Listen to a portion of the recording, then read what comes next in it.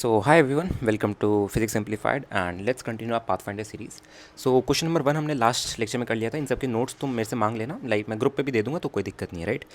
Let's move to question number 2 and again a easy question of pathfinder kinematic section. चलो शुरू करते हैं, ठीक है. क्वेश्चन पढ़ो ज़रा फटाफट एंड देन मैं आंसर सॉल्यूशन देता हूँ तुम्हें, ठीक है. क्वेश्चन देखो क्या कह रहा है. सैम है एक बच्चा, स्कूल जाता हुआ. Sam use to walk, Sam चल के जाता है स्कूल एवरी मॉर्निंग एंड उसको 20 मिनट लगते हैं स्कूल जाने में, ठीक है. तो पहले मैं एक घर से स्कूल बना देता हूँ रास्ता इसका, ठीक है, ताकि अपने को क्लियर रहे, ठीक है. लेट्स से कि ये घर से स्कूल जाता है तो डिस्टेंस की कहीं भी क्वेश्चन में बात नहीं की गई है. तो एक काम करते हैं, हम ना डिस्टेंस डी मान लेते हैं. ना कोई डिस्टेंस डी मान लिया मैंने अपनी कन्वीनियंस के लिए, ठीक है, ताकि अपन डिस्टेंस के साथ खेल सकें, क्योंकि यहाँ पे डिस्टेंस की ज़रूरत पड़ेगी हमें और क्वेश्चन में गिवन नहीं है तो हमने कुछ मान लिया. इट टेक्स हिम 20 मिनट्स, मतलब जब सैम घर से स्कूल जाता है डिस्टेंस डी ट्रैवल करके, उसकी स्पीड के बारे में आगे शायद कहीं गिवन होगा, तो उसको 20 मिनट लगते हैं, ठीक है. वंस ऑन इज वे क्या होता है कि एक दिन जब वो ऐसे ही जा रहा होता है उसको रियलाइज़ होता है कि वो नोटबुक भूल चुका है अपनी at home. He knew that if he continued walking to school at the same speed, मतलब जैसे सैम चलते हुए आ रहा था, जब लेट्स से यहाँ पे इसको दिमाग में आया एकदम से, मतलब वो टाइम नहीं ले रहा, वो सब जो दिमाग में प्रोसेस हो रहा है उन सब में कोई टाइम नहीं लग रहा है, ठीक है, वो एकदम से आ रहा है, मतलब बहुत डी टाइम में, ठीक है. तो तुम ऐसे आके समझ रहे होगे कि इसके दिमाग में आया कि अगर मैं जैसे चलता आ रहा हूँ, अगर मैं ऐसे ही चलता रहा तो मैं बेल रिंग के 8 मिनट पहले पहुँच जाऊँगा, ठीक है. तो क्या होता है इसके बाद सैम को पता होता है कि अगर ये ऐसे ही चलता रहा तो बेल रिंग के 8 मिनट पहले पहुँच जाएगा. और तुम्हें एक चीज़ और पता है कि जब सैम ऐसे चलता है घर से स्कूल तो उसको 20 मिनट लगते हैं. ये पहली लाइन में गिवन है, 20 मिनट लगते हैं, पहली लाइन में गिवन है. ऑलराइट, ठीक है, ध्यान से सुनना, ठीक है.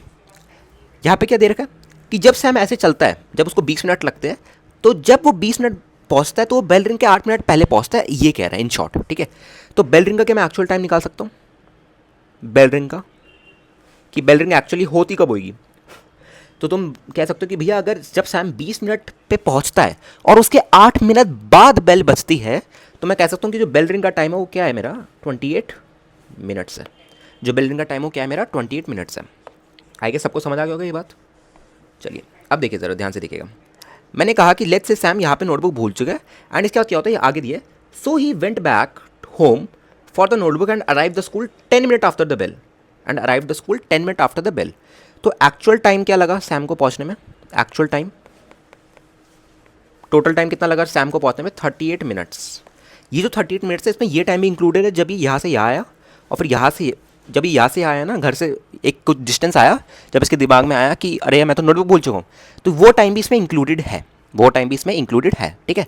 ओके, कह रहे हैं if you had walked all the way with is usual speed मतलब एक ही स्पीड के साथ, मतलब इसकी स्पीड कहीं भी चेंज नहीं हो रही है, वेलोसिटी चेंज हो रही है बिकॉज वेलोसिटी में डायरेक्शन भी आती है, बट यहाँ पे स्पीड जो है इसकी स्पीड, वो पूरे केस में लेट्स से वी मान लो, तो पूरे केस में वी ही स्पीड है इसकी, चाहे आगे आ रहा है, चाहे पीछे जा रहा है, चाहे घर आ रहा है, चाहे स्कूल जा रहा है, ठीक है. क्वेश्चन में क्या पूछा है, what fraction of the way to school had he cover till the moment he turn back, मतलब तुमसे पूछ रहा है कि अगर ये इस पॉइंट पे टर्न बैक किया है तो ये डी का कितना फ्रैक्शन पे टर्न बैक किया है, मतलब डी का कोई ना कोई फ्रैक्शन होगा ना, D/4, D/5, D/10, D/9 कुछ ऐसे ही होगा, ठीक है. तो क्या मैं ये जो हम 1/4, 1/5, 1/6 ले रहे हैं, D/5, D/6, D/7 ऐसे ही कुछ फॉर्म में होगा, फॉर्म इसकी यही होगी, राइट. तो मैं क्या इस छोटे से डिस्टेंस को क्या मैं ईटा डी बोल दूँ, eta D, where eta is less than 1, where eta is less than 1. I hope सबको समझ आ गया होगा, ठीक है.